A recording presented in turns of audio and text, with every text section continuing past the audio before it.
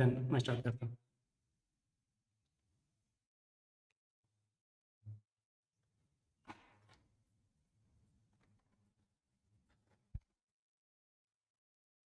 Hello everyone, give me a thumbs up if you're able to hear me loud and clear. There were some technical issues, we have got it sorted, and we are ready for our part 2 of ischemic heart disease on Reid Harrison series with Dr. Santosh.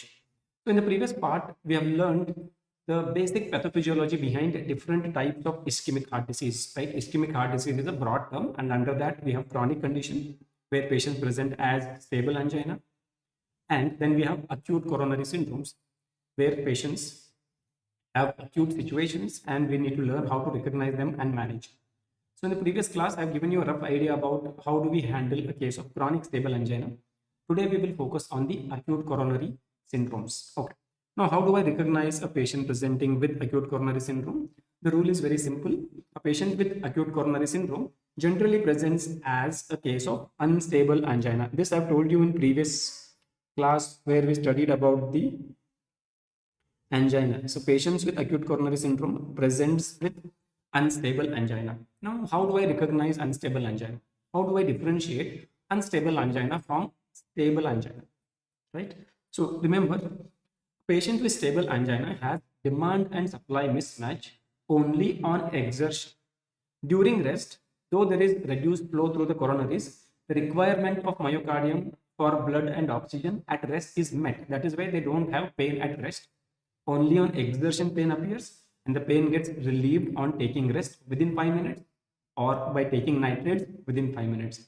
Any anginal chest pain that does not fit into the criteria for stable angina, we will call it as unstable angina.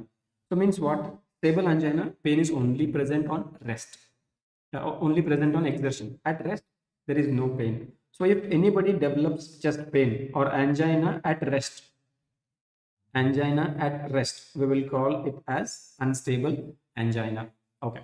Number 2, even if the angina is started on exertion, it should be relieved within 5 minutes of rest or nitrates. So any pain which is not relieved within 5 minutes of rest or nitrates, angina not relieved in less than 5 minutes of taking rest or nitrates, we will count it as unstable angina. And I am adding a third point. We call this as crescendo pain. Crescendo pain. Crescendo means increasing. Normally what happens, the stable angina, when the pain starts on exertion, as you start taking the rest, the intensity goes on decreasing. But if the pain intensity just goes on increasing, decrease होने का नाम ही नहीं ले रहा है, so in that case also we'll count it as unstable angina. So now any patient who presented with angina type of chest pain that started at rest or that started after exertion, but despite taking nitrates or rest, it is not relieved within 5 minutes. Remember, I'm taking the number here within 5 minutes. Even if rest relieves the pain or nitrates relieve the pain, but they take more than 5 minutes, still we will count it as unstable angina, right? And any patient whose chest pain is just increasing in intensity, we will take it as unstable angina. So all the patients who come under acute coronary syndrome, their initial presenting symptom will be of unstable angina, right? So what all comes under unstable angina? Acute coronary syndrome. Under acute coronary syndrome, we have unstable angina, we have NSTEMI. Yeah, at 5 minutes, if 5 minutes it is not relieved, then it is unstable angina. Okay. So acute coronary syndrome has unstable angina, NSTEMI, and STEMI. All of them come to light as a case of unstable angina. Now from here, a patient presenting with unstable angina, I have to work up, do investigations to recognize whether it is just unstable angina or there is an infarction in the form of subendocardial infarction, we will call it as NSTEMI, or a transmural infarction, we will call it as STEMI. तो हम कैसे evaluate करते हैं? इन तीनों में से most important and most dangerous one is STEMI. So whenever we get a patient with unstable angina, our priority number 1 is to identify whether it is STEMI or not. And for that diagnosis, obviously, ECG is the investigation of choice. So on the ECG, we will be looking for what is called as typical ST elevation. And if there is typical ST elevation present, then that condition will be diagnosed as STEMI. So today, we will try to learn what do I mean by typical ST elevation. Okay, I will take you there. But before that, quick look at what if ECG does not show typical ST elevation. And again, I'm repeating my word, ECG does not show typical ST elevation. That means ECG need not be fully normal. ECG may be showing some other non-specific changes, or it may be showing ST elevation, but that cannot be quantified as typical. All of that we will basket under no typical ST elevation. Now STEMI recognition तो हो गया, ECG में recognize हो जाता है. But if ECG is not showing changes, but patient has presented with unstable angina, then what are the possibilities left with us? We have NSTEMI or unstable angina, right? दोनों में difference क्या है? Both of them have demand and supply mismatch at rest. That is why pain is there at rest. The main difference is in unstable angina patients, there is no infarction. In NSTEMI patient, there is subendocardial infarction. So now I need the evidence कि हाँ यहाँ पे infarction है. ECG में तो नहीं दिखेगा. So I have to rely on the biomarkers. So when I get a patient where he presented with clinical features of unstable angina, ECG में typical ST elevation नहीं मिला है, such patients we will bundle it under the title called as non-ST elevation acute coronary syndromes. And in non-ST elevation acute coronary syndromes, I have NSTEMI and unstable angina. For differentiation, I will do cardiac biomarkers like troponins. So if troponins are elevated, that means there is an infarction. If troponins are elevated, that means there is an infarction. In such case, the diagnosis will become NSTEMI. And if the troponins are not elevated, they are normal range, in that case, there is no infarction. So I will label that case as just a case of unstable angina. All three are emergencies. In terms of severity, STEMI is on the highest spectrum of severity. Unstable angina is on the lower spectrum of severity. If I do not recognize and treat unstable angina, it may progress to become NSTEMI. And if I do not treat NSTEMI in time, it may progress to become STEMI. Right? Okay. Now we will get to the focus for today, that is recognition of the typical ST elevation. Okay. So let me begin by one simple question. I'm going there, Ritapa. I'm going there. Okay. So let me say that this is one ECG wave complex. I think all of us know this is P wave, right? This is Q, R, S, and this is T wave. Now I'm going to mark 2 points. 2 points with blue color and 2 points with green color. Okay. So 2 points with blue and 2 points with green color. Now tell me, where is the ST segment? Is it between 2 blue lines or is it between 2 green lines? Which one is ST segment? Is it this the ST segment or is it this, which I will call it as ST segment? Which one is ST segment? Samir, our physiology faculty will be covering the physiology topics. Right, absolutely right. Between the 2 blue lines, we have the ST segment. So एक rule आज याद रख लो about ECG. ECG we come across 2 terms, segments and intervals. Right? जैसे कि between these 2 lines that I'm drawing is a segment. Okay. And now the 2 lines I'm drawing is an interval. Okay. तो rule क्या है? Interval के अंदर एक ना एक wave होता है. Interval always includes at least one wave. Like, you know, QT interval that starts from Q wave and ends with the end of T wave. This is our QT interval. So whenever we use the term interval, it means it includes the wave. QT interval में Q है, R है, S है, T भी है, right? And when you use the term segment, segments do not include a wave. So this will be PR interval and this will be PR segment. So this is ST interval, this is ST segment, right? Now if there is a transmural infarction, मतलब क्या? Whole thickness of the myocardium is impacted, then the ST segment will get elevated. It will be lifted from the baseline. अब question क्या आएगा? Where is the baseline? किस line से compare करूंगा कि हाँ ये कह सकता हूँ कि ST segment ऊपर उठ चुका है, it is elevated. Where is the baseline? So for reference, we use PR segment as the baseline. This will be counted as the baseline. So in comparison to PR segment, whether this ST segment is above this baseline, this is the baseline now. PR segment becomes the baseline.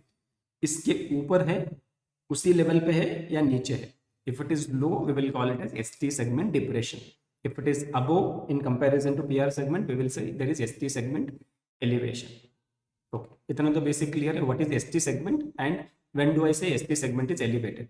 Now the question is, when do I call it as typical ST segment elevation? ताकि मुझे STEMI दिख सके. So to call it as typical ST elevation, we need to meet certain criteria. I've listed those criteria. First and the most important criteria is there should be elevation of something called as J point. J point. अब question क्या आएगा? What is this J point? Okay.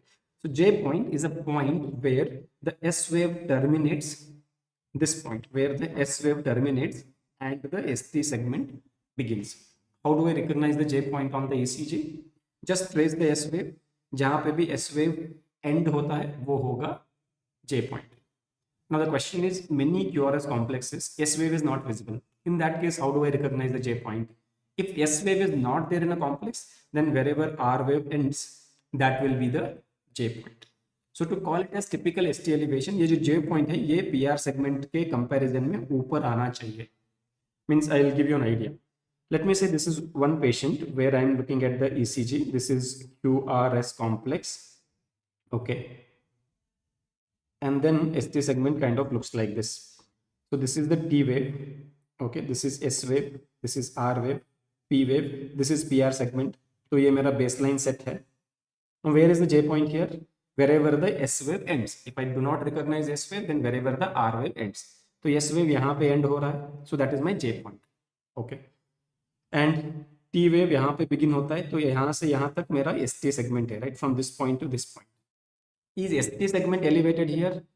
In comparison to PR segment, some part of ST segment is above it, right? So I will say ST segment is elevated, but can I call it as typical ST elevation? No. क्यों? To call it as typical ST elevation, J point ही अपने level से ऊपर उठना चाहिए. अगर ये ऐसा होता, where the J point is now not on the same line as the PR segment, then I could call it as typical ST elevation. अब मैं इस इमेज में typical ST elevation नहीं देखता हूँ. ST elevation है, हाँ यहाँ पे ST elevation, but this is not typical. This is not suggestive of STEMI. बहुत से condition में ऐसा हो सकता है. But if the ECG somewhat looks like this, okay, this is PR segment, this is my Q, R, okay, and then S wave, and the segment goes like this to form a T wave. So this is where I have a T wave. Okay, this is P wave, Q, R, and S. Okay, wherever S wave ends, that is my J point. तो यहाँ पे ये J point है और ये बाकी सब ST segment है. This is my baseline. PR segment हमारा baseline होता है. So in comparison to baseline, J point is above the baseline. ST segment elevated है and J point is above the baseline. So such ECGs we will say there is typical ST elevation. यहाँ पे भी ST segment elevated है लेकिन J point baseline पे ही बैठा हुआ है, PR segment के level पे ही बैठा हुआ है. So I will not call it as typical ST elevation. So that is the first point. There should be J point elevation. Okay, so now we know what is J point. We know how to recognize J point elevation. The second point to say that हाँ ये typical ST elevation है, there should be at least ST elevation in 2 or more than 2 contiguous leads. Okay, so if there is ST elevation with all the typical features कि हाँ J point be elevated है, but seen in only one lead, that is not typical ST elevation. At least 2 or more than 2 contiguous leads should show ST elevation. Now I have a question. What do I mean by this contiguous? Contiguous. See, I am not Rishit Harut to bring in complex terms. अगर ये continuous होता तो I would have used continuous. मतलब हाँ, lead 1, lead 2 are continuous on the ECG paper. तो कह देता कि हाँ lead 1 and 2 दोनों में होना चाहिए. तब I can say that continuous ST elevation is there in 2 leads. So what are these contiguous leads? Contiguous refers to, here in this ECG context, refers to anatomically related leads. मतलब heart के different walls हैं, right? It has an inferior wall, anterior wall, posterior wall, lateral wall. So each wall is represented by some set of leads. So those leads will be anatomically related because they're representing the same wall of the heart. So there should be ST elevation in at least 2 such leads which are anatomically related to each other. To give you an example, lead 2, 3 and AVF. These are leads for the inferior wall of the heart. So out of these 3, if 2 show ST elevation, then I can say contiguous leads are showing ST elevation. But if I see ST elevation in lead 1 which represents lateral wall and ST elevation in lead 2 which represents inferior wall. Continuous तो है एक के बाद एक, but they are not anatomically related. So in that case, I won't call them as contiguous leads. Clear? So first point, J point should not be on the baseline to say कि हाँ ST elevation typical है. Second, at least 2 leads should show ST elevation which are anatomically related to each other, not foreign. And then third, how much ST elevation I should see on the ECG. मतलब ये जो baseline है PR segment, इसके comparison में J point कितना ऊपर उठना चाहिए to say कि हाँ ये typical है. So here is what some numbers come into picture. So for a male who is more than 40 years of age, in lead V2 and V3, all you need to remember is lead V2, V3. For every other leads, there should be 1 millimeter or more than 1 millimeter ST elevation. मतलब ECG में one small square ST elevation should be there. J point, at least one small square elevated होना चाहिए in all other leads. But V2, V3 में we have different criteria for age and gender. So if I'm dealing with a male who is more than 40 years old, then in V2, V3, there should be 2 millimeter or more than that ST elevation. If I am dealing with a male who is less than 40 years, then V2, V3 में 2.5 millimeters or more than that. And if I am dealing with a female, regardless of age, then more than 1.5 millimeter in V2, V3. For every other leads, if there is more than or equal to 1 millimeter ST elevation, we will count it as typical ST elevation. Okay. Now there is a fourth point. What is the fourth point? When we put leads, right, precordial leads on the chest for recording the ECG, we will be placing leads in such a way that some leads are looking at the same part of the heart from diagonally opposite direction. तो अगर एक lead में ST segment elevation दिखा रहा है, तो जो Leeds इसको diagonally opposite direction से देख रहे हैं, वहां पे ST segment depressed दिखना चाहिए. And these changes we call them as reciprocal changes. There should be presence of reciprocal changes if leads have the reciprocal leads. मतलब सारे leads के लिए diagonally opposite placed leads नहीं है, सिर्फ कुछ part of the heart have leads which are diagonally placed opposite. तो अगर एक set में ST elevation दिखता है तो दूसरे set जो opposite placed है वहां पे ST depression दिखना चाहिए. And ECG में presence of reciprocal changes is the surest sign of STEMI. मतलब इतना सब हमने सीखा ना, इन सबसे मोस्ट इंपॉर्टेंट क्या है, अगर रेसिप्रोकल चेंजेस मिलता है तो with confidence you can say that it is a case of STEMI. Okay, I will show you an ECG and then we will look at the example. Okay, so let me show you an ECG. So here is an ECG. Try to identify in what all leads you are getting the ST elevation. Start with the lead 1. Rule क्या है? Let us presume that the age of this individual is 40 years and he is male, right? So remember, for a 40-year-old male in 40 or 40 plus, in V2, V3, we need 2 millimeters or more ST elevation. In all other leads, 1 millimeter, right? If it is less than 40-year-old male, then 2.5 in V2, V3, and if it is female, 1.5. Okay. So now look at lead 1. For every other lead, V2, V3 छोड़ के बाकी सारे lead में हमको 1 millimeter का ST elevation चाहिए. So now contiguous means representing the same wall. Reciprocal changes, we will look at this ECG and you will be able to understand. Okay, so now look at lead 1 and tell me whether there is ST elevation or not. Whether there is ST elevation or not. Okay, so this is my kind of P wave, if I'm able to show you, and this is the PR segment. तो जो मैंने छोटा सा red line बनाया है वो base line है. उस बेस लाइन के कंपैरिजन में, right, how do we recognize the J point?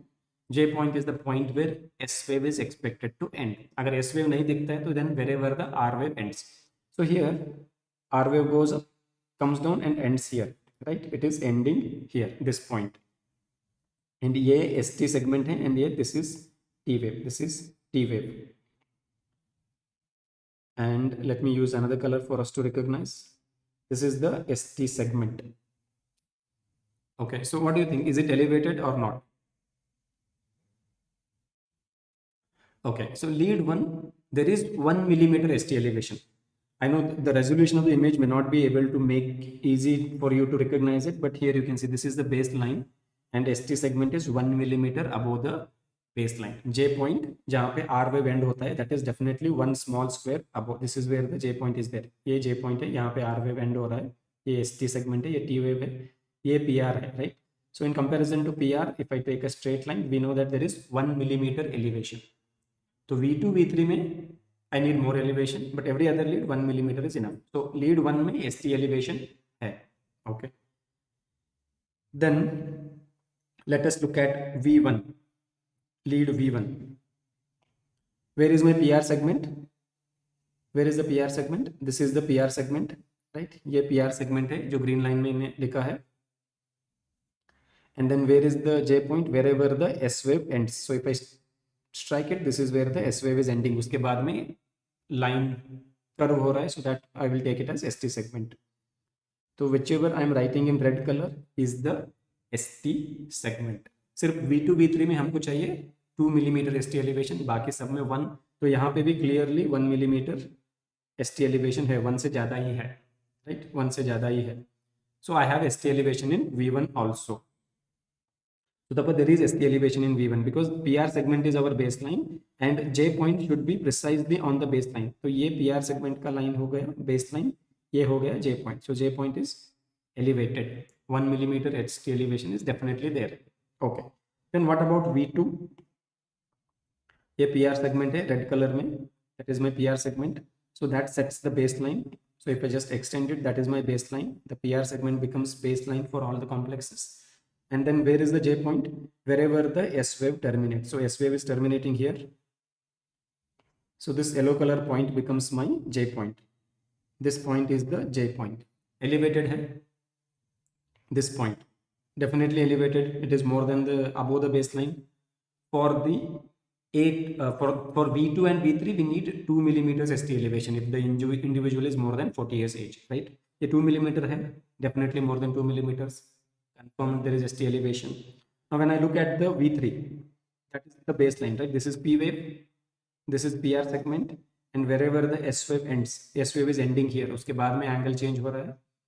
So this is my ST segment. This is the J point. This is PR segment baseline. So J point is definitely elevated. So V3 also there is ST elevation. Same applies to V4. This is the ST segment. This is the baseline. This is the baseline. This is the segment. So J point is elevated. Okay. Then that applies to see P wave, PR segment, J point, ST segment. PR segment के comparison में elevated. V6 again PR segment, J point wherever S or R ends, that is J point.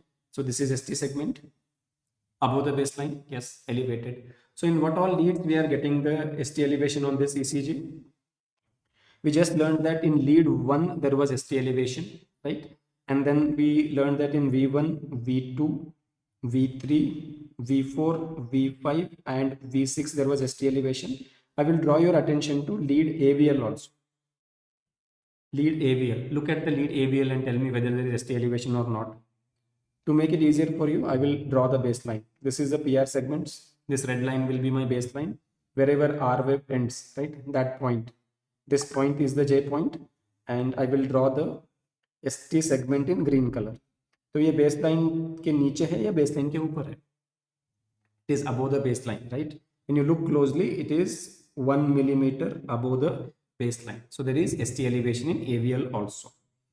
There is ST elevation in AVL. So in all these leads, we are seeing the ST elevation. 1 AVL, V1, V2, V3, V4, V5, V6.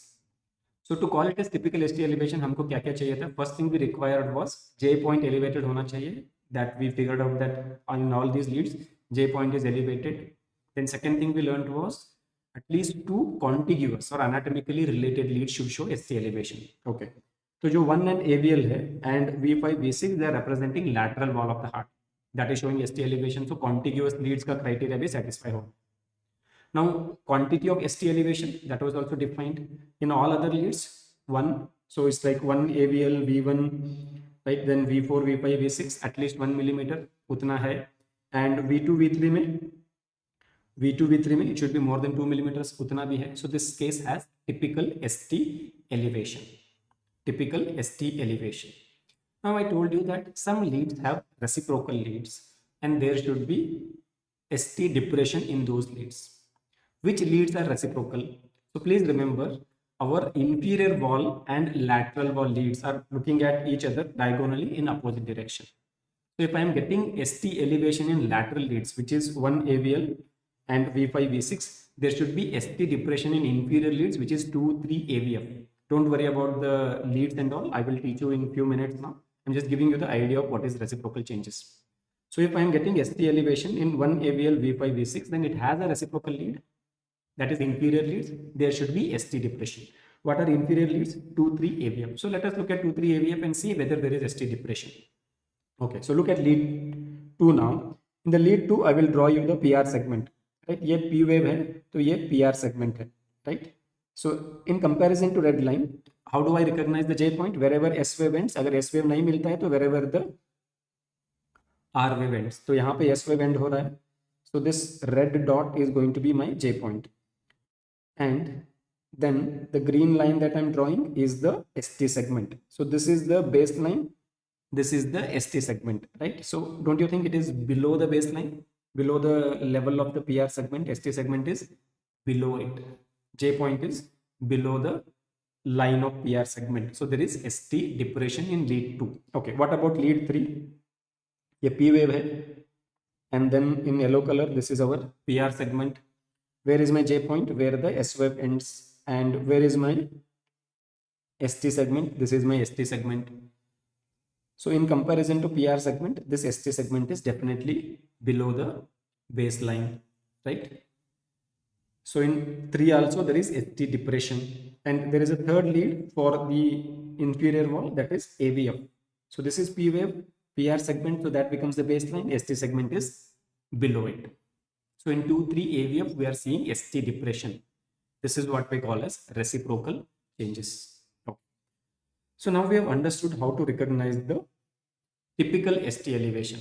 But the story does not end here, because in the exams and in real patients, the diagnosis doesn't end with saying that this is a case of STEMI. We have to tell which wall of the heart it is affecting, and we should be able to tell which blood vessel is likely responsible for this patient's MI. So collectively, recognizing which wall of the heart is affected by the STEMI and which blood vessel may be involved, we call this process of recognition as localization of STEMI, trying to identify which wall and concept blood vessel. So to be able to do that, what we need to do is first understand the coronary anatomy, and then we will go to the ECG wall lead placement, and then we will look at how to localize which wall is affected. So Tapa, I will come back to this point again. So after we have done this, you will have a little more clarity.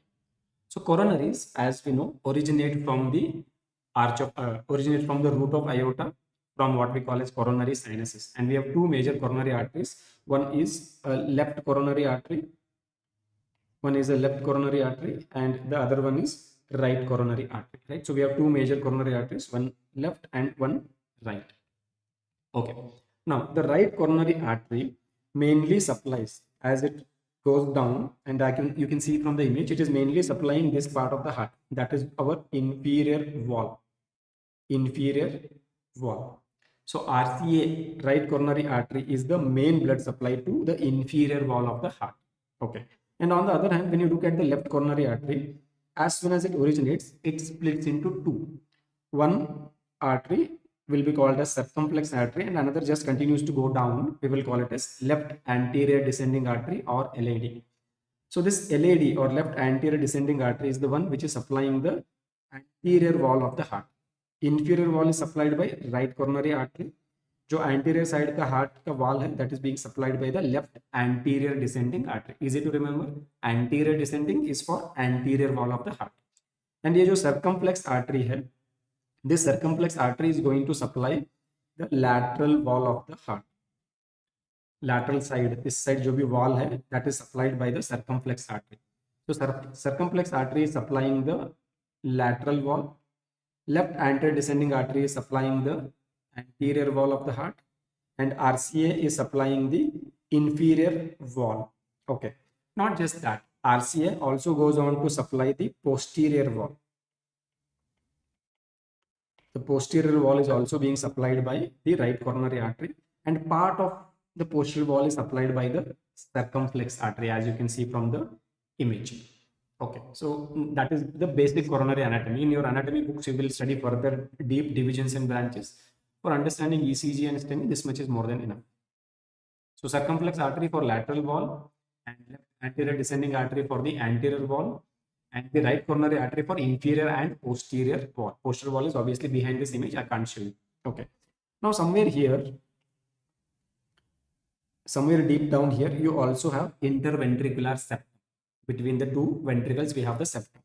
Right. So I will call it as interventricular septum. This also receives the blood supply from branches of the left anterior descending artery. We can call them as septal branches, or simply say interventricular septum is also supplied by the left anterior descending artery. Now we will make little attempt to identify which leads are representing these valves. So when it comes to the lateral wall, ये जो lateral side का wall है, इसका superior portion, higher portion is represented by 1 and AVL. So lateral wall's higher portion is represented by lead 1 and AVL, and the lower portion is represented by V5 and V6. So 1 and AVL and V5, V6 are leads for the lateral wall. तो अगर यहाँ पे MI होता है, if I get a lateral wall MI, I should get ST elevation in 1 AVL and V5, V6, depending on whether it is only affecting the superior portion or inferior portion or whole of the lateral wall. Okay. Then inferior wall is represented by lead 2, 3 and AVF. Lead 2, 3 and AVF. So if I have inferior wall MI, I should get ST elevation in 2, 3 AVF. 2, 3 AVF. Okay. Then what leads are representing my interventricular septum? So for IBS, the leads are V1 and V2. Okay. And which leads are going to represent my anterior wall? The anterior wall is being represented by leads V3 and V4. Leads V3 and V4. So again, to give you a summary, lead 1 AVL, V5, V6 are representing lateral wall, and this lateral wall is getting the blood supply from the circumflex artery. So if circumflex artery gets blocked, I will get lateral wall M1, and in that case, I will have ST elevation in 1 AVL, V5, V6. Okay. If left anterior descending artery gets blocked, LAD gets blocked, I will have MI somewhere here, the anterior wall. And the anterior wall, if I get a MI, I will have ST elevation in V3, V4. Okay. If one of the branches of LAD which is supplying the interventricular septum gets blocked, I will get septal MI. In that case, I will have ST elevation in V1 and V2. And if a branch or a right coronary artery gets blocked, I will have inferior wall MI. In that case, I will get ST elevation in 2, 3 and AVF. Now, when you look at this image, you can notice that the leads for the lateral wall are diagonally opposite to inferior wall or the vice versa. So whenever I have lateral wall MI, 1 AVL, V5, V6 will show ST elevation, but then 2, 3 AVF should show ST depression, and the vice versa is true. So if I have an inferior wall MI, I will have ST elevation in 2, 3 AVF, and in that case, in the lateral leads, I should have ST depression, because they are looking at each other in diagonally opposite direction. So अगर एक में ST elevation होता है तो दूसरे में ST depression होना चाहिए, तभी हम उसको STEMI कह सकते हैं. I will not get those changes if I have a interventricular septum MI, because इसके लिए कोई reciprocal leads नहीं है. There is no lead which is looking at V1 and V2 from the opposite direction, right? Okay. Similarly, anterior wall on a standard 12 lead ECG, there is no lead which is looking at this anterior wall from the behind, right? पीछे से कोई leads हम नहीं लगाते हैं, so nothing is looking at the anterior wall from the opposite direction. So there are no reciprocal leads for anterior leads. Raman, I will look into it. I will look into it. So this is how we localize. So what we will do is we will put a table of what we have learned today, and then we will go back to the ECG and try to apply, so that we will be able to recognize which all walls of the heart are going through MI and what is the likely culprit blood vessel. Okay. So what are the main leads for inferior wall? It is 2, 3 and AVF. And as you can see from the image, for inferior leads, the lateral leads are diagonally opposite placed. So they have reciprocal leads for themselves, right? Which is mainly 1 and AVL. 1 and AVL. Okay, and as we just learned, the blood supply to the inferior wall comes from right coronary artery. Okay. Then when it comes to anterior wall, which leads are there? It is the V3 and V4. They are leads for the anterior wall. Do they have the reciprocal leads? On a standard 12 lead ECG, no lead is looking at the anterior wall from the opposite direction, so we do not have the reciprocal leads. Okay. What is the main blood supply? It is the left anterior descending artery, which is a branch of left coronary artery. Now lateral wall, for higher lateral portion we have one AVL, and for lower lateral we have V5 and V6. And as we just see from the image, the lateral wall, inferior leads are looking at the lateral wall from the opposite direction. So if I'm getting ST elevation in one AVL, I should get ST depression in the inferior leads, which is 2, 3 AVF. Okay. What is the main blood supply? The circumflex artery, which we usually abbreviate as LCX, left circumflex artery. Lateral wall is supplied by left circumflex artery, which is a branch of left coronary artery. Okay. Interventricular septum is represented by leads V1 and V2. इसके लिए भी कोई reciprocal leads नहीं है, and its blood supply comes from a branch of LAD, right? So the last one, posterior wall. Can anybody tell me which leads are for posterior wall? Which leads are for the posterior wall? Inferior wall के लिए 2, 3 AVF, 1 AVL for higher lateral, V5, V6 for lower lateral, V1, V2 for interventricular septum, V3, V4 for the anterior wall. For posterior wall, in a standard 12 lead ECG, you might have seen the physiology images, right? जहाँ पे precordial leads, limb leads का images दिया जाता है. Do we have any leads which are placed behind? No, right? So posterior wall is not represented on a standard 12 lead ECG. So अगर आप suspect कर रहे हो that patient may be having posterior wall MI, then we have to place additional leads posteriorly and then record the ECG. So those additional leads, because V6 तक हो चुका है ना, so those additional leads we will call them as V7 and V8. These are additional leads placed for, yes, we can place 3 leads, V7, V8, V9. So these are additional leads placed for recognition of posterior wall MI. अब question क्या आता है, normally तो 12 lead करते हैं, so when should I suspect कि हाँ patient may be having a posterior wall MI, so that I need to do this additional ECG. सारे पेशेंट को तो नहीं कर सकते, right? So when should I suspect that patient may be having posterior wall MI? Look at this image and tell me, when should I suspect that patient may be having posterior wall MI? So please keep in mind, think of the possibility of posterior wall MI in any patient who presented with inferior wall MI. In any patient, that may good point, I'll come to that. In any patient who presented with inferior wall MI, क्योंकि inferior wall MI and posterior wall का blood supply same origin है, that is right coronary artery. तो अगर right coronary artery में block है, तो जरूरी नहीं कि सिर्फ only inferior wall should get into infarction. There may be posterior wall MI also, right? So suspect posterior wall MI in every patient with inferior wall MI. That is rule number 1. Rule number 2 क्या है? Though on a 12 lead ECG there are no reciprocal leads for the anterior wall of the heart, and there are no main leads for the posterior wall of the heart, but for the posterior wall, anterior leads are acting as reciprocal leads. So अगर posterior wall में MI है, तो anterior wall में ST depression दिखेगा, anterior wall leads में ST depression दिखेगा. So if you have ST depression in anterior leads, please remember anterior leads, which is V3 and V4, act as the reciprocal leads for the posterior wall. अगर यहाँ पे ST depression दिखता है, तो again suspect that patient may be having posterior wall MI. Okay.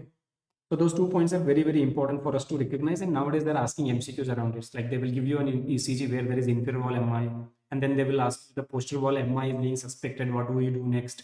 So then your answer would be, I will do an additional ECG with leads V7, V8, V9. Or they will directly give you an ECG where patient presented with chest pain, and all you see is ST depression in V3, V4. So that case, again, what is the next step? Doing an ECG with V7, V8, V9, because ये ST depression in V3, V4 may be pointer towards posterior wall M. Clear? Okay. So take a quick look at all the leads, because we are going back to the ECG, and hopefully you should be able to answer where is the block, which coronary artery is occluded to get that kind of a picture. So inferior wall 2, 3 AVF, it has a reciprocal lead, which is 1 AVL. Blood supply is RCL. Anterior wall V3, V4, no reciprocal leads on a standard 12 lead ECG. But अगर आप extra lead डाल के कर रहे हो, तो then posterior leads V7, V8, V9 will become reciprocal leads. Normally नहीं करते. Okay. Anterior wall is supplied by LAD. Lateral wall, higher portion 1 AVL, lower portion V5, V6. It has reciprocal leads 2, 3 AVF, and blood supply is left circumflex. Interventricular septum V1, V2, blood supply is septal branches of LAD. Posterior wall, dedicated leads से करना पड़ेगा V7, V8, V9.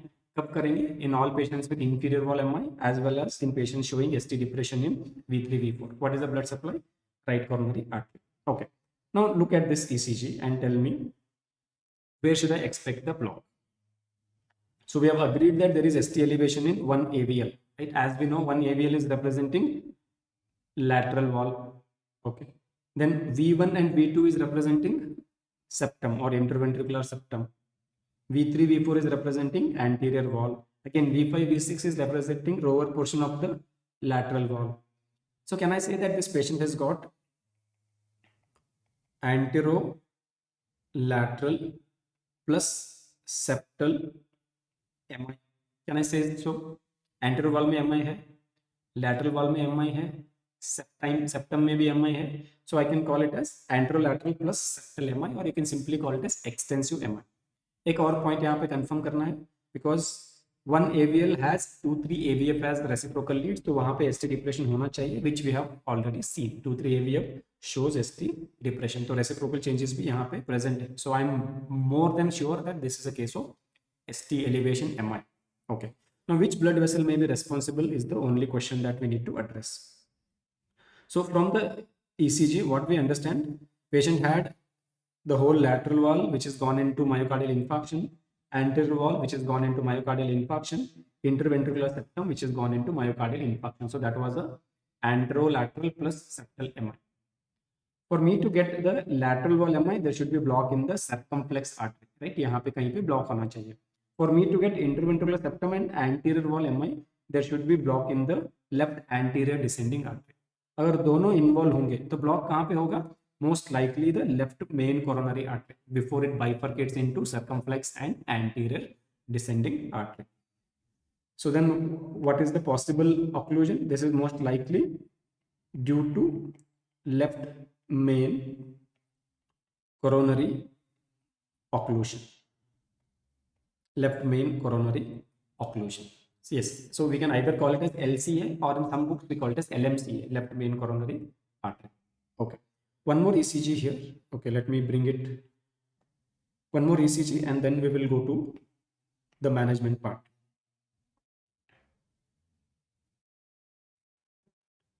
Okay, so now look at this ECG and tell me where all you see the ST elevation. Just a quick look. Is there ST elevation in lead V1? Is there ST elevation in lead V1? Look at the PR segment. Look at where the S wave is ending. PR segment यहाँ पे है, S wave J point यहाँ पे है, ST segment यहाँ पे है, right? V1 there is ST elevation. V2 you can see that this is a baseline, right? ये baseline है, ST segment बहुत ऊपर है. Same V3 ST segment is elevated. V4 ST segment is elevated, right? Look at the PR segment and where is the ST segment? Elevated. Okay. And then if you look closely, you can probably agree that this is the PR segment and that the J point is here, जहाँ पे R wave end हो रहा है, ये PR segment है and ST segment is above the baseline. One में भी ST elevation है, and you can also agree with me that this is a PR segment, this is a J point, this is ST segment. AVL में भी ST elevation है, right? So in this ECG, I am getting ST elevation in 1 AVL, V1, V2, V3, V4, right? I'm not getting ST elevation in V5 and V6. Okay, so जब 1 and AVL में ST elevation होता है, तो should I be looking for the reciprocal changes? Do we have reciprocal leads for 1 AVL? Yes, we have. That is 2-3 AVF. तो वहाँ पे ST depression है या नहीं देखना पड़ेगा. So when you look at 2-3 AVF, you can agree with me that there is ST depression, right? So look at the PR segment, look at the ST segment, look at the PR segment, look at the ST segment, right? 2, 3 and AVF. 2, 3 and AVF. So lead 2, lead 3, lead AVF. There is ST depression. So what does that mean? It is a sure case of ST elevation MI. Right? Reciprocal changes भी हैं and main leads में ST elevation भी है. So 1 and AVL ST elevation means I have lateral wall involvement. V1, V2 means I have the interventricular septum involved. V3, V4 means I have anterior wall involved. So this is also one more case of extensive MI. Again, this is because of अगर lateral wall, anterior wall दोनों involve होना चाहिए तो mostly block should be in the left main coronary artery. So this is also due to left main coronary artery occlusion. Okay, I'll give you one more ECG before we go to the management. Now look at this ECG and tell me where do you see the ST elevation. Let me draw your attention to the point, right? Look at lead 2-3 AVF, PR segment, J point, ST segment, right? Elevated PR segment, ये baseline है, ये J point है, ये ST segment है. ST segment is above the baseline, right? So that applies again to the AVF, PR segment, J point, ST segment. So in inferior walls 2-3 AVF there is ST elevation. Rule क्या है, inferior walls के लिए lateral leads 1 AVL are reciprocal, वहां पे भी ST depression दिखना चाहिए, then only I can count it as the case of typical ST elevation and I can say this is STEMI, right? So 2-3 AVF में we can see ST elevation. 2-3 AVF we have ST elevation. Reciprocal changes ढूंढो, कहाँ पे ढूंढना पड़ेगा, 1 AVL. Agree कि there are reciprocal changes. Look at the baseline, look at the ST segment, right? Look at the baseline, look at where is the ST segment. So ये अगर baseline है PR segment वाला तो ST segment is definitely below that AVL में. What about 1?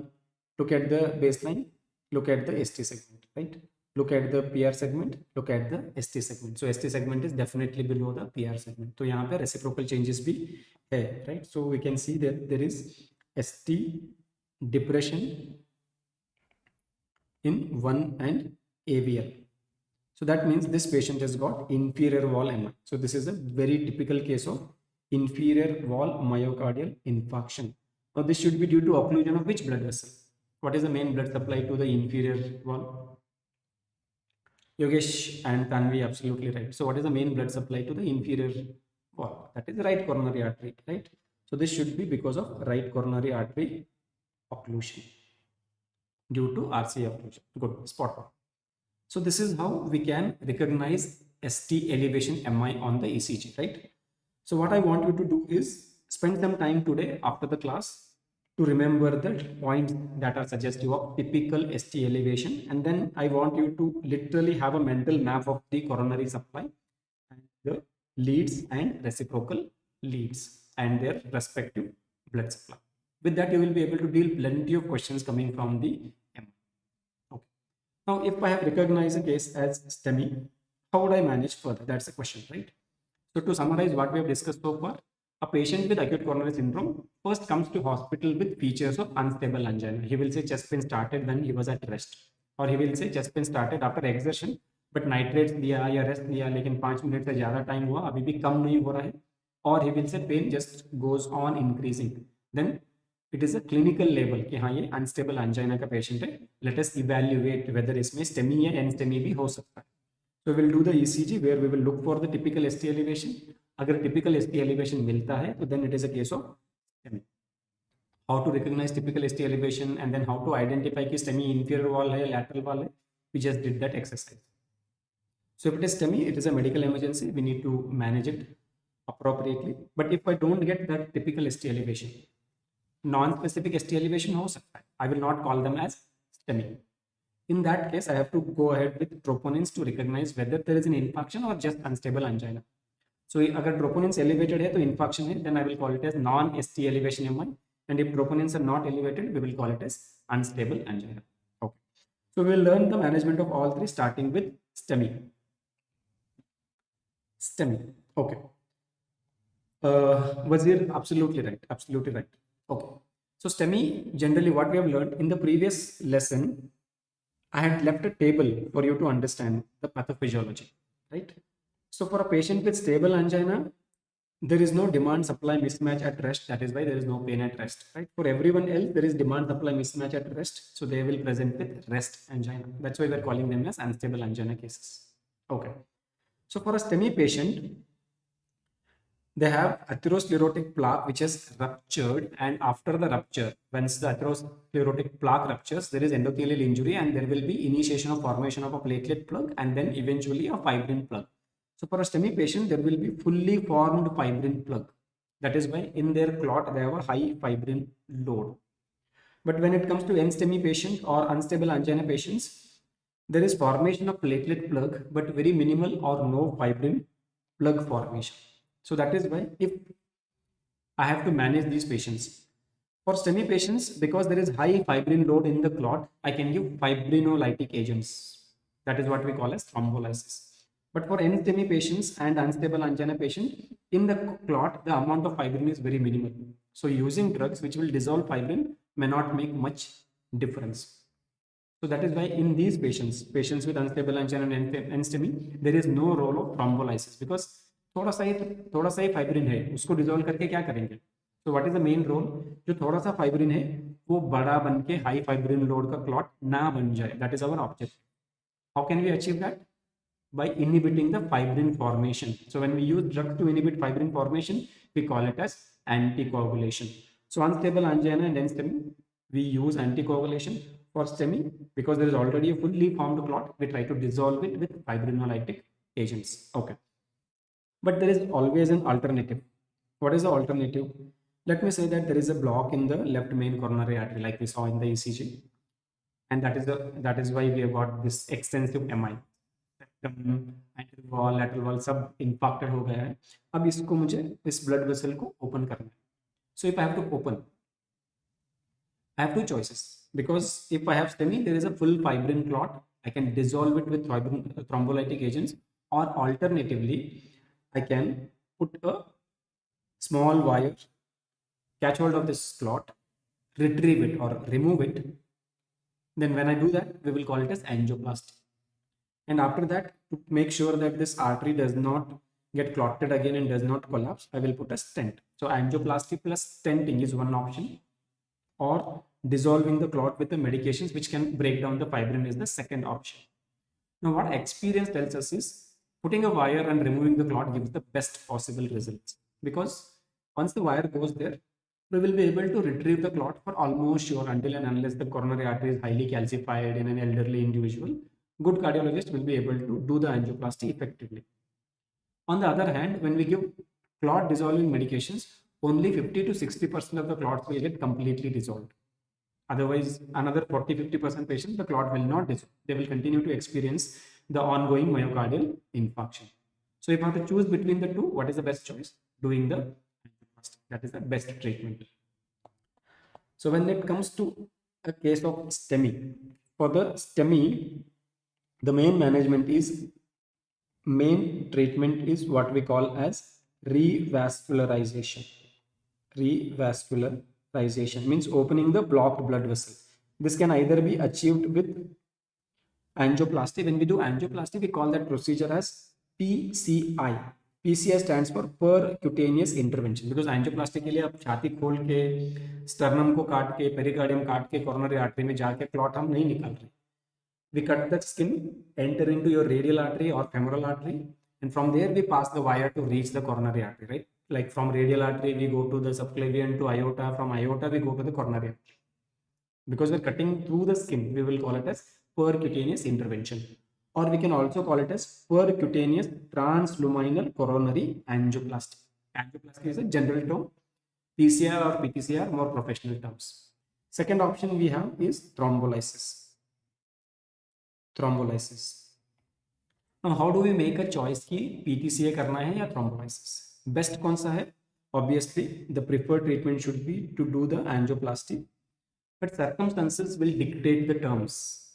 See, like India is not a developed country, right? अगर मैं चाहता हूँ कि मेरे पास हजारों न्यूक्लियर वेपन्स हो, तो नहीं, पॉसिबल नहीं है. Nuclear weapons are best to defend the country, but we can not afford. Same thing applies here also. What if I start experiencing chest pain here right now in the studio? From my studio, the nearest hospital is 15 kilometers away. So what would you do? Take me to the nearest hospital for the angioplasty, or just go down, there is a pharmacy, you may get a thrombolytic agent, bring it and give it to me. What would be the best choice? What would you like to do? do thrombolysis in the scenario I spoke to you, like me experiencing the chest pain in the studio. You are with me here. There's a pharmacy down the lane. The hospital is 15 kilometers away. So would you take me for angioplasty to a hospital 15 kilometers away, or would you do thrombolysis for me right here, right now? What would you prefer? Okay. So the answer is contextual. See, if I say that hospital is not 15 kilometers away, hospital is just 10 kilometers away, will your answer change? If I say hospital is just 5 kilometers away, will your answer change? If the hospital is only 1 kilometers away, will your answer change? Okay, so we'll get this right. So according to the American Heart Association and American College of Cardiology guidelines for decision making in a patient with ST elevation MI. So if I have a patient with STEMI, what matters is whether I'm seeing the patient for the first time in a place where there is cath lab. If the patient is first seen at a PCI capable hospital. Now what do I mean by PCI capable hospital? एक hospital या centre को angioplasty के लिए capable होने के लिए दो चीजें जरूरी है. एक कैथ लैब जहाँ पे एंजियोप्लास्टी किया जाता है, दूसरा एक कार्डियोलॉजिस्ट जो ये कर सकता है. कुछ हॉस्पिटल्स ऐसे होंगे जहाँ पे कैथ लैब है लेकिन कार्डियोलॉजिस्ट नहीं है. कुछ सेंटर्स ऐसे होंगे जहाँ पे कार्डियोलॉजिस्ट है लेकिन कैथ लैब नहीं है. We can't call them as PCI capable hospital. जहाँ पे कार्डियोलॉजिस्ट हैं एंड कैथ लैब है, those will be called as PCI capable hospital. So if you see the patient for the first time in a PCI capable hospital, तो cath lab भी है, cardiologist भी है, तो फिर क्यों थ्रोम्बोलाइसिस करना है? Directly go ahead and do the angioplasty. तो यहाँ पे preferred treatment will be to go ahead and do the percutaneous intervention or percutaneous transluminal coronary angioplasty. That will be the treatment. But what if the patient is first seen in PCI incapable hospital? Incapable hospital मतलब जहाँ पे angioplasty नहीं हो सकती, या तो cath lab नहीं है या तो कार्डियोलॉजिस्ट नहीं है, सो एंजियोप्लास्टी नहीं हो सकता. वहां पे क्या करेंगे? I will come to that point. So in such centers, still best result comes from angioplasty. So we have to make a choice कि refer करना है या thrombolysis. And that choice is based on how much time it will take for this patient to go to the nearest hospital and get the angioplasty done. So if I can get the angioplasty done in next 120 minutes, it is wise to refer the patient after administering basic medications. And if I can't get it done in next 120 minutes, अगर ज़्यादा time लगने वाला है to reach the hospital, or if the hospital has already a ton load of patients and they can't do it within 120 minutes from now, then it is better to do the thrombolysis. Okay. So then there are a few more points to add here.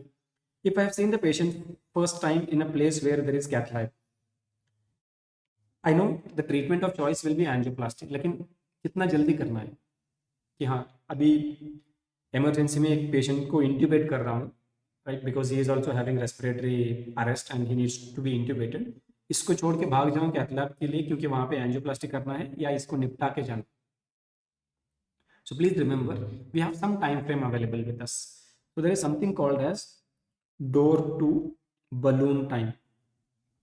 Door to balloon time. Now what does that mean? जो angioplasty करते हैं तो angioplasty में एक coronary artery में जहाँ पे भी एक प्लाक रप्चर होके फिर एक क्लॉट बन चुका है, तो वहाँ पे हम एक वायर डालते हैं और वायर के ऊपर एक डिफ्लेटेड बलून होता है जिसको हम इन्फ्लेट करते हैं to increase the diameter of the artery and then retrieve the clot. So ये जो बलून है एंजियोप्लास्टी वायर का, that balloon reaching inside the patient's coronary artery. So from the time patient walked into the door of the emergency room of your hospital to this angioplasty balloon going into his coronary artery, कितना time लगना चाहिए? This should be kept less than 90 minutes. That is a target or goal for all the hospitals.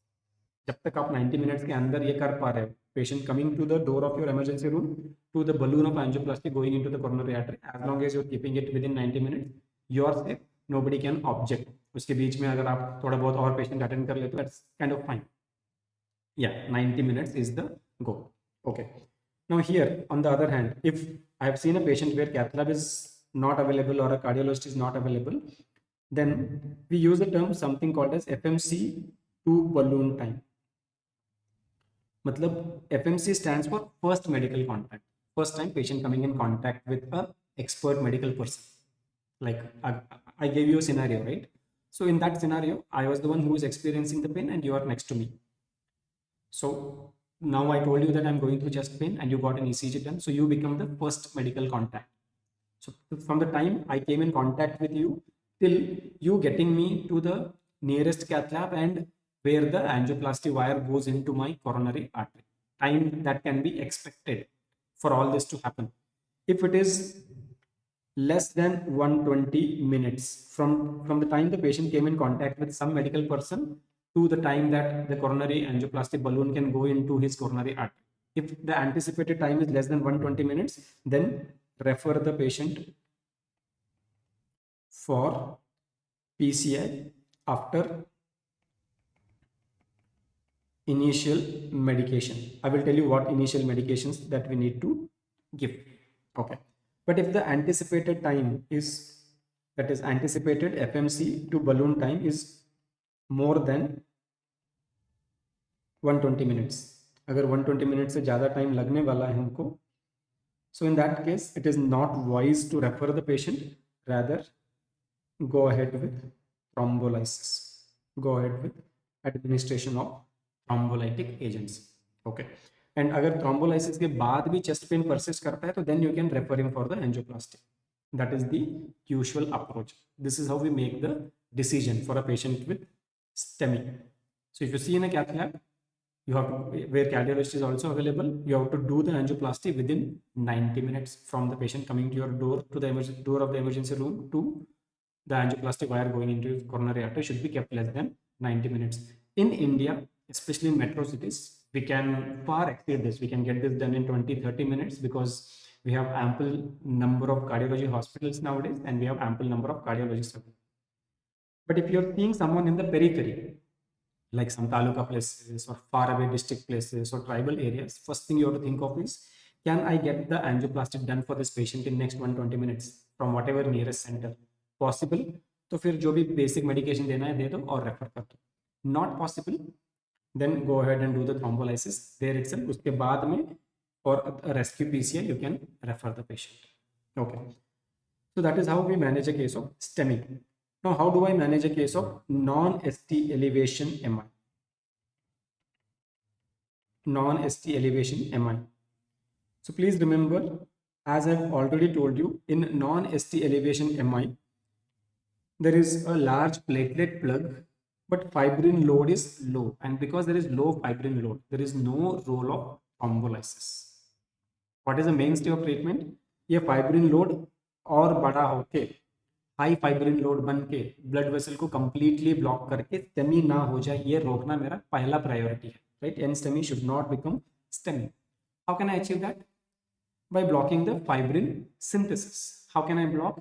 By giving anticoagulants, right? So what is the mainstay of treatment for a patient with non-ST elevation MI? First thing is to start them on anticoagulation. Okay, now when it comes to anticoagulation, you have plenty of anticoagulants available, right? You have direct acting oral anticoagulants, you have warfarin, and you have heparin. So usually we prefer heparin because it can act quickly, and within heparin, we would prefer using low molecular weight heparin, because if you are using the unfractionated heparin, you need to titrate the dose according to the APTT. But if you're giving low molecular weight heparin, you don't need to titrate the dose. Okay. Then anticoagulation is, what is it going to do? It is only going to prevent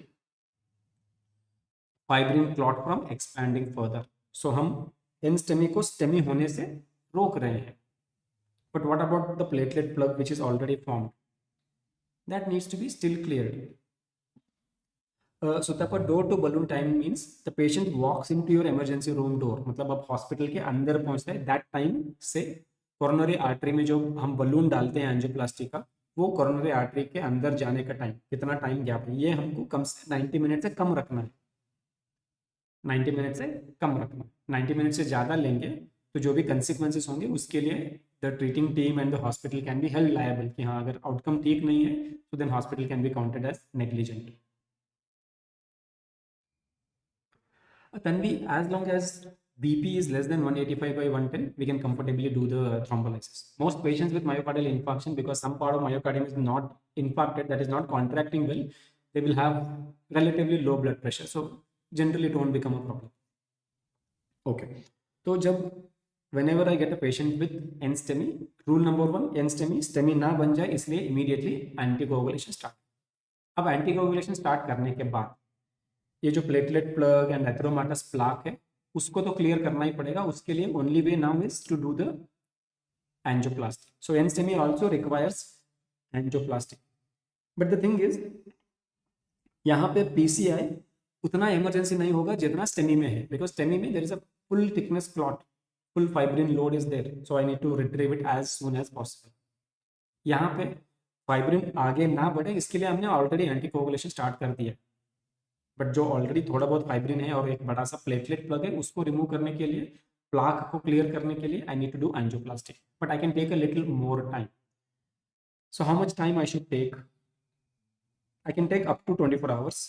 So within 24 hours, it should be done for most patients. For most of your NSTEMI patients, you can take a little time. You can do angioplasty up to 24 hours. But in selected situations, we will take it as soon as possible. Like ideally within 2 hours, which is nothing but 120 minutes. In what circumstances? If patient had fatal arrhythmias. Now, what are fatal arrhythmias? The arrhythmias that affect the ventricles, means ventricular tachycardia or ventricular fibrillation. Okay. Or if patient had survived cardiac arrest. So when I was talking about this, right, one of the student in one of the offline classes asked me, sir अगर patient does not survive the cardiac arrest तो तब हम angioplasty कितने time के अंदर करेंगे? तो if the patient did not survive the cardiac arrest तो तब एंजियोप्लास्टी कहाँ होगी? Like we have to just declare the death. Will do angioplasty if patient is arrested. Step number 1 is we try to revive. We start the CPR, administer adrenaline and other drugs to revive. अगर revive हो जाते हैं तो उसके बाद within next 2 hours you have to go for the angioplasty. Survive नहीं होता है तो patient will go to the morgue. Okay. And there is also a scoring system called as Grace score if it is more than 140. In these 3 circumstances, I want you to consider doing angioplasty on the emergency basis within 2 hours. And when we do angioplasty within 2 hours for a NSTEMI patient, we call this as immediate invasive strategy. We call it as immediate invasive strategy. And if I do angioplasty taking time up to 24 hours, we call it as early invasive strategy. Early invasive strategy. Okay, so this is how we manage a case of non-ST elevation MI. So first thing is anticoagulation start करो. उसके बाद में angioplasty you can do within 24 hours. But if कुछ critical points मिल जाते हैं जैसे कि patient had VTVF or he had a cardiac arrest and luckily survived or his Gray score is high, then do it within next 2 hours. Like here we are dealing it same as STEMI because these are critical points. Okay. Now what about the patients with unstable angina? So for patients with unstable angina, there is no infarction yet, right? So what is happening in patients with unstable angina? They also have a platelet plug and a very low fibrin load, and they do not have an infarction. There is no myocardial infarction in a patient with unstable angina. So in terms of severity, it is on the lower end of the spectrum. तो यहाँ पे anticoagulation तो जरूरी है क्योंकि platelet plug है, fibrin load लो है. ये और बढ़ेगा तो फिर एनस्टेमी होगा, और बढ़ेगा तो फिर स्टेमी होगा. नई प्रोग्रेस नहीं चाहते हैं तो will start on anticoagulation. If patient responds well to anticoagulation, then probably I don't need to do more. But if patient continues to experience pain despite anticoagulation, then we go for the angioplasty. So for a patient with unstable angina, we will start them on anticoagulation, which is nothing but heparin, preferably low molecular weight heparin. And then second thing is PCI. If patient continues to experience chest pain despite standard treatment and anticoagulation.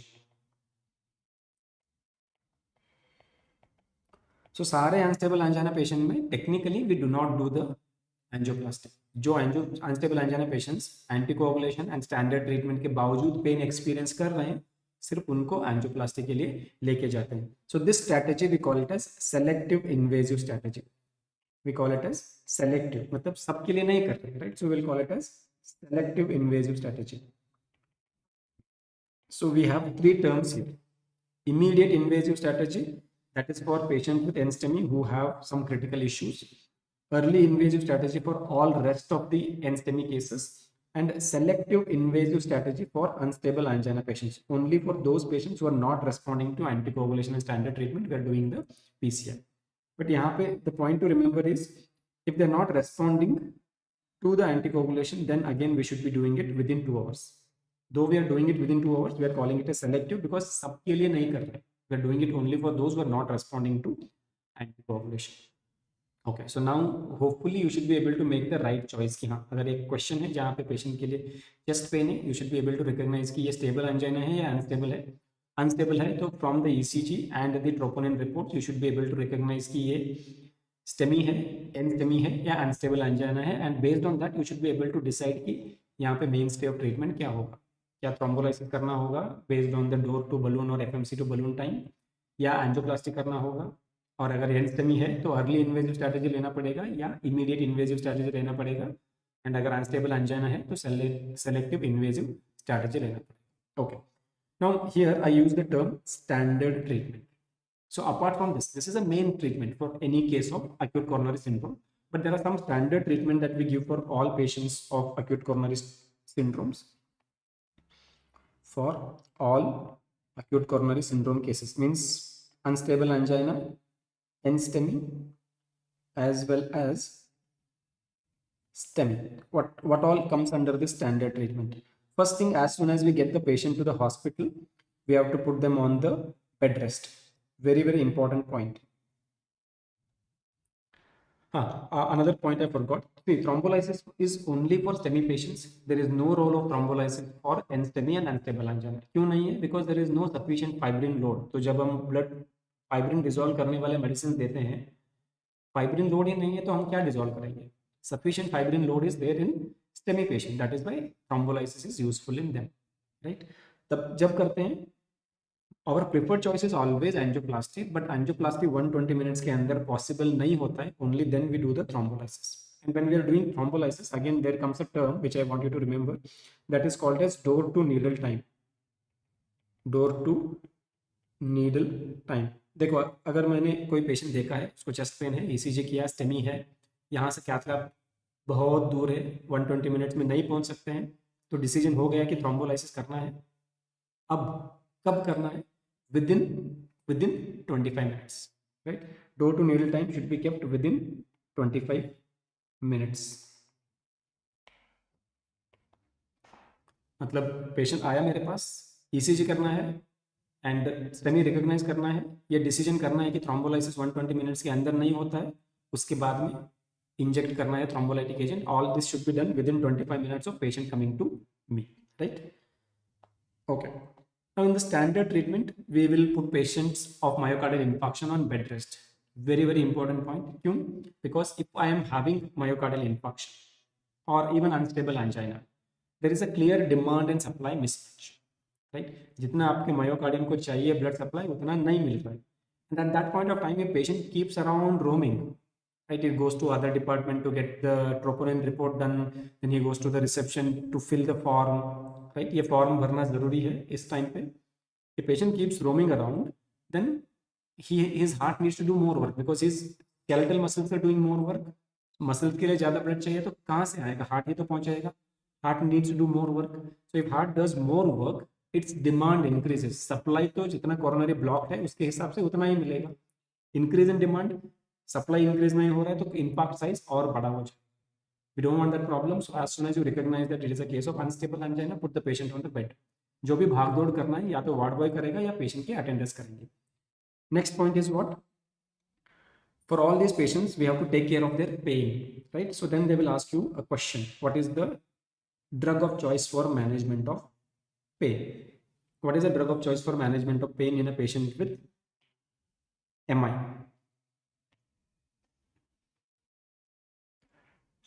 See, thrombolysis, we use thrombolytic agents. I think in previous classes I have told you, when we were talking about stroke, what are thrombolytic agents like altiplase, retiplase, tenecteplase. We just give it as an IV dose. Like if you are giving tenecteplase, it is just a single push, just push once, done. The other thrombolytic agents like retiplase or altiplase need to be given as infusion. Right. Morphine is the drug of choice. The drug of choice for the management of pain is going to be morphine. What should be the route of administration? IV. How much we should give? 2 milligrams every 15 minutes. Q here stands for every 15 minutes we will be giving 2 milligrams IV. Question kya hai? Why should I give morphine? I can give diclofenac. Diclofenac has antiplatelet properties which will also help the patient. Why should I give morphine? So Wazir Said said morphine. He is absolutely right. But what is the logic?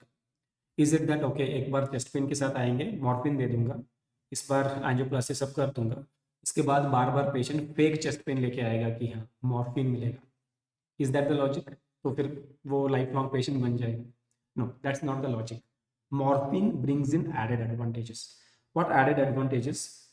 Morphine, right? When we give morphine activates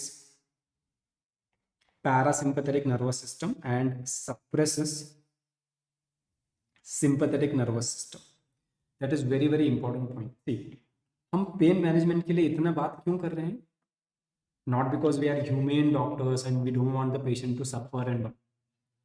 That is there, but that is secondary. When life and death question comes, right, pain becomes less important factor. But remember, when we are going through pain, what happens to our sympathetic nervous system? Gets activated. So जब sympathetic nervous system activate होता है तो what will happen to the heart rate? Heart rate increases. जब heart rate increase होगा तो myocardial oxygen demand क्या होगा? Increase होगा. क्या उतना मिलेगा coronary से? नहीं मिलेगा, because coronaries are blocked. So infarct size और भी बड़ा हो जाए. So at this point of time, we should not allow anything that increases the myocardial oxygen demand. So if I take care of pain, then the sympathetic nervous system will cool down. But if I choose morphine for it, then it will further cool down, right? It will further cool down. So this will help us to decrease the heart rate. And by decreasing the heart rate, there will be decrease in myocardial oxygen demand. So that is the additional benefit. That is the additional benefit that we get. That is why we use morphine as the drug of choice. A single dose of morphine, especially studies have shown that when we give the narcotics for a patient who is experiencing bothersome pain, addiction potential is less. So that is why we do use it in cancer patients and most of them don't get addicted. And single dose unlikely to cause addiction. पता भी नहीं होगा कि हमको morphine दिया जा रहा है. Okay. Then we have to also start them on antiplatelets. Okay, so antiplatelets, we have to use dual antiplatelet therapy. That means aspirin plus clopidogrel. And in the emergency room, we need to give the loading dose. We need to give the loading dose.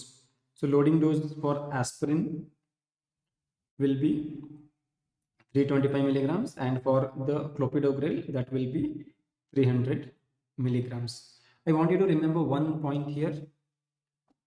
If morphine is not available, you can consider other narcotics. Like most of the hospitals will have either pethidine or fentanyl, they can be considered. But morphine gives you the best balance of balancing the sympathetic and parasympathetic nervous system along with the pain control. Okay.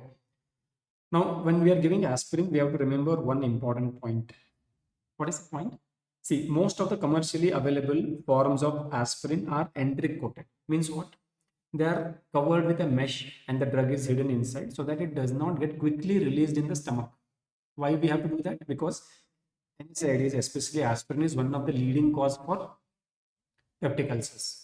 And those patients who are taking aspirin for a long time, they are definitely prone for developing peptic ulcers. And peptic ulcer के risk minimize करने के लिए aspirin को ऐसे design किया जाता है कि it will be release slowly in your duodenum and jejunum, not in your stomach.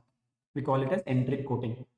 But now we are dealing with an emergency, right? So यहाँ पे अगर मैं एक टैबलेट लूंगा that is enteric coated, when the drug will be available to me when it reaches duodenum or jejunum, and what is the normal gastric emptying time? 2 to 4 hours.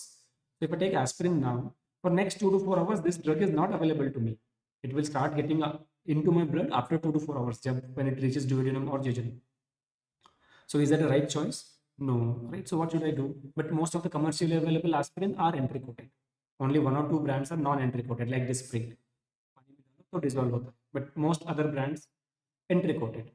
So what should I do? If the aspirin is entry coated, if it is entry coated, then we should ask the patient to chew it or crush, make it into powder and take. See, उसके ऊपर एक mesh होता है, अगर हमने उसको break कर दिया तो then drug is immediately available for absorption. So if it is entry coated, it should be crushed or chewed, not just swallowed. If you just swallow it with water, it is not going to be effective for the patient. Okay. Then in the emergency room, we also need to start statins. And when we are giving statins, we will be as usual giving high intensity statins. Normally aspirin, so you will study it in pharmacology. Drugs, right? They have different objectives. कुछ drug हमको long acting करना होता है, कुछ drug हमको immediately blood में available होना चाहिए. So while formulating we make some design changes. जैसे कि हम एक एस्पिरिन को क्या करते हैं, एक कोर में एस्पिरिन डालते हैं और उसके ऊपर एक मेश बना देते हैं. तो ये mesh will resist the disintegration of the tablet. So tablet the mesh will slowly dissolve. जब मेश पूरा डिसॉल्व हो जाता है then aspirin is available for absorption. So this entry coating is basically this, creating a mesh which slows down the release of aspirin. So in such situation, what we need to do is crush this mesh so that the aspirin that is there is immediately available. That is why you should chew it so that the mesh gets broken, or you should crush and then take it as a powder. Okay. Now, if you say that it will be bitter, obviously life and death question ke time pe bitterness doesn't matter much, right? Okay. Then we should be giving high intensity. I've already told you in the stroke class what do I mean by high intensity statin. A dose of statin that is capable of decreasing LDL cholesterol by more than 50%, like atorvastatin 80 milligrams or rosuvastatin 40 milligrams. Okay. उसके साथ में यहीं पे beta blockers भी start करना है. Why are we giving beta blockers for a case of MI? Obviously, we should be cautious, especially patients with inferior wall or posterior wall MI may be hypotensive. In that case, you can hold on. Otherwise, if the BP is fair enough, we will give beta blockers. Why are we giving beta blockers? Because when I give beta blockers, what happens to the sympathetic nervous system? Gets suppressed. So whenever I suppress sympathetic nervous system, heart rate comes down, myocardial oxygen demand comes down. So I'm trying to also balance the demand and supply, right? The high intensity statin refers to that dose of statin which can bring down the LDL cholesterol by more than 50%. So मतलब शुरू का LDL cholesterol 400 है, तो वो जो dose statin का जरूरी है 400 से 200 या उससे नीचे लाने के लिए, that dose we call it as high intensity dose. तो हर एक स्टैटिन का, हर एक drug under statins has a dose which is capable of reducing your LDL by 50%. So for example, अगर atorvastatin लेते हो तो atorvastatin का 80 milligram can bring down the LDL cholesterol by 50%. So that will be counted as high intensity. But if I take 40 milligrams of atorvastatin, that is not high intensity. Similarly, just the 40 milligrams of rosuvastatin can bring down the LDL cholesterol by 50%. So we will count 40 of rosuvastatin as high intensity and 80 of atorvastatin as high intensity. Okay. So why are we using beta blockers? Because beta blockers decrease sympathetic nervous system activity, and by decreasing the sympathetic nervous system activity, they decrease heart rate. By decreasing heart rate, they decrease myocardial oxygen demand, myocardial O2 demand, and by decreasing the myocardial O2 demand, they are helping us to balance the demand and supply. Thus, they can limit the infarct size. They are going to limit the infarct size. Infarct का size limit कर देंगे. And thus they do reduce the mortality. So they can decrease mortality. So that is why we give beta blockers. So these are the basic standard medications which we will give for all patients of acute coronary syndrome, right? So remember the title kya hai? For all patients. In the emergency room, first thing is put them to the bed, possible give morphine IV, give them the loading doses of antiplatelet agents, give the, high intensity dose of a statin, and give the beta blockers if the BP is high. Okay. Now, what else I can do to get the demand and supply balanced? Abhishek Chaudhary, short of breath depends on what is the reason. If it is because of bronchoconstriction like asthma or COPD, then you should definitely avoid beta blockers. If it is because of pulmonary edema, which can happen in patients with MI, it's fine. You can go ahead and give the beta blockers. हाँ, we need to give beta blockers. See now, जब एक बार MI हो जाता है, तो now you have the risk factors to develop subsequent events of MI. So we want to keep your myocardial oxygen demand low and supply high. Supply high कैसे कर सकते हैं? By giving you vasodilators. Beta blockers also act as vasodilators, right? So they can increase the blood flow to heart, and beta blockers also reduce the force of contraction of your heart and also heart rate, so thus they decrease the demand. तो हम ये demand and supply को balance करने की कोशिश कर रहे हैं. That's why we are using the beta blockers. And when it comes to demand and supply balance, one more drug can be helpful, that is nitrates. As you know, nitrates cause vasodilatation, right? By causing vasodilatation, they can increase the supply. So thus they can also help restrict the size of the infarcts. So nitrates, because they cause vasodilatation, they can increase the coronary flow or coronary supply. So we can give them. Obviously, in an emergency situation, I need to use a route which can give me a quick vasodilatation. So that will be with sublingual form. So we'll be using the sublingual nitrates. Now the last point. Most of you remember the emergency drugs for a case of myocardial infarction or acute coronary syndrome with a mnemonic MONA, right? So in MONA, you have morphine, oxygen, nitrates, and antiplatelets. That's what you remember. Few things that you need to add in that mnemonic is the statins and the beta blockers, right? And the bed rest. But so far, I have not spoken about oxygen. Why I have not spoken about oxygen? Today, we don't count oxygen as a standard treatment for all patients with MI. अगर hypoxia नहीं है, so then there is no role of giving extra oxygen, because when your coronary is blocked, no matter how much oxygen you increase in your blood, most of it is not going to get delivered to the myocardium. So if patient is hypoxic, your other tissues are experiencing the consequences of hypoxia. उसको balance करने के लिए oxygen दे देते हैं. Heart के लिए opening the blocked blood vessel is the best treatment, right? So only point that I am differing from your current understanding is give oxygen only if hypoxia is present. If there is no hypoxia, saturation ठीक है, तो oxygen देने की जरूरत नहीं है. Please don't be under the impression that oxygen therapy is absolutely safe. कुछ नहीं होगा. No. Administration of oxygen also carries certain side effects. Long-term administration of oxygen can cause lung fibrosis. You might have heard about in pediatrics that administration of oxygen to a premature baby can cause retinopathy of prematurity, right? Similarly, oxygen at unnecessary high dose administration can generate reactive oxygen species of free radicals, which can cause the free radical mediated injury. There is also a concept called as ischemia reperfusion injury, which you study in pathology. So oxygen is not an absolutely safe treatment. So जब जरूरी नहीं है तो क्यों देना है? And obviously, if you give, you can, as a hospital, you can make some more money charging for the oxygen, but it is not required if the saturation is fine, right? So only give it if the saturation is low. So this is the standard treatment. Okay. So to give you a summary, today we have learned how to recognize acute coronary syndromes. Think of acute coronary syndromes in any patient who presented with unstable angina. ECG करो, typical ST elevation मिलता है तो STEMI, नहीं मिलता है तो troponins करो, elevated मिलता है तो NSTEMI, वो भी normal निकल आता है तो unstable angina. तीनों emergency है. In all the three patients, we will do the standard treatment, which is giving the bed rest, bed rest, morphine, antiplatelets, statins, beta blockers, and oxygen if hypoxic. And then we have to think about the definitive management. Definitive management is, if it is STEMI, angioplasty is preferred treatment. if possible है to get it done within 90 minutes. If you're seeing in a place where angioplasty is not possible, then you have to decide thrombolysis, yeah, refer. If you can still get the angioplasty done in 120 minutes by referring, then refer. If not possible, then go ahead with the thrombolysis.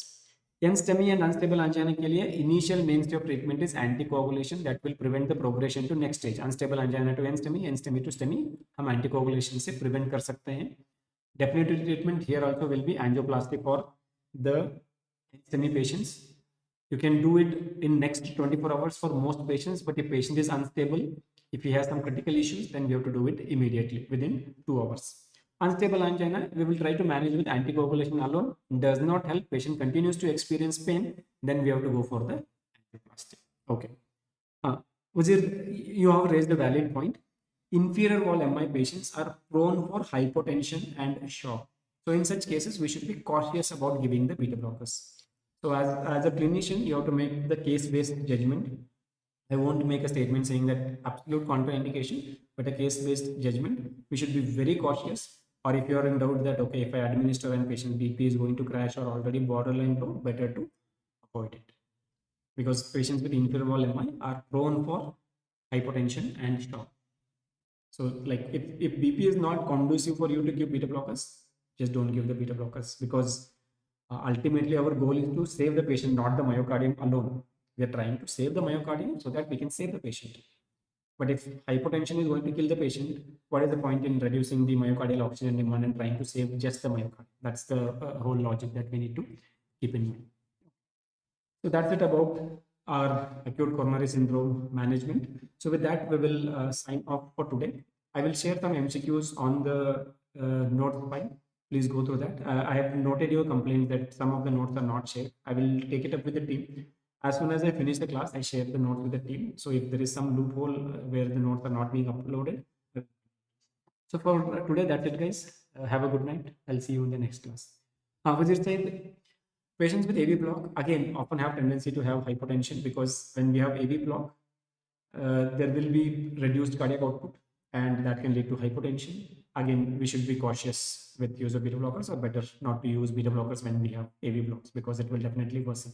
And again, patients with inferior wall MI are more prone for AV block, because SA node and AV node in most individuals receive the blood supply from the branches of right coronary artery. So if you have inferior wall MI, and if the block happens proximal to the origin of blood supply to the SA node or AV node, you can have AV blocks. Again, their use of beta blockers becomes problem. So that is why inferior, be cautious. Preferably, don't jump into giving the beta blockers. Rest all you are comfortable in. One more point I forgot to tell you. There are some recent studies which show that use of morphine in patients with non-ST elevation acute coronary syndrome may be associated with some adverse outcome. So again, guidelines recommend that we should be cautious while giving morphine to patients with non-ST elevation acute coronary syndrome. But it is caution, not contraindication. Just remember that. Okay. We will be covering the arrhythmias also. So we will take up the arrhythmias in the subsequent sessions. Okay, so that's it for today, guys. Have a good night. See you soon. Bye.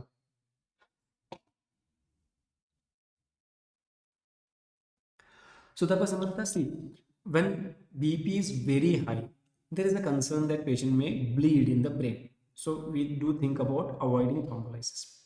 Okay, that is particularly more important when we are dealing with a stroke thrombolysis.